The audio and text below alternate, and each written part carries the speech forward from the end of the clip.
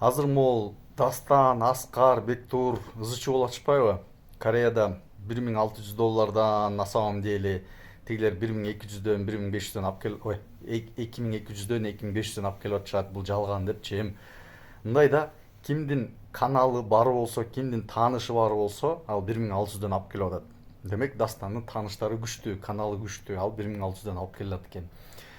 Берки балдардыкы балким андай тааныштары жок, алып келе албайт андай суммачы. Караван лайт, караван лайт. Собака лайт, караван идет дейт. Иштей бергиле, аны эмне изучу чыгарып атасыңар? Ладно, ал Дастан, анда Дастанга кайрылгыла, 1600-дөн алып келем дегендерчи. Анан мен бул жерде өзүмдүн оюмду айтып кетейин дедим. Эми ушундай хайптарга оюңарды айтсаң, просмотр жакшы болот да деп. Балким просмотр жакшы болуп калат.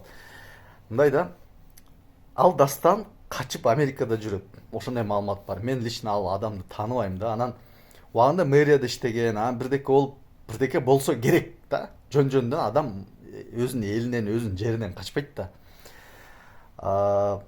Мен ушинтип уккам.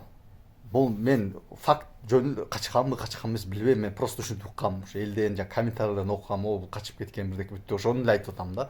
Укканымды айтып атам. А мен чынында билбейм ал эмнеге кеткен Америкагачы.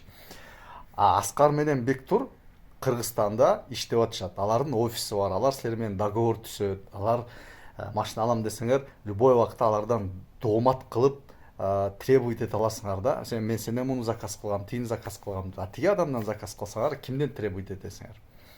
Өзү Америкада болсо, ошондуктан бул жерде мындай логиканы эле включать этиш керек да.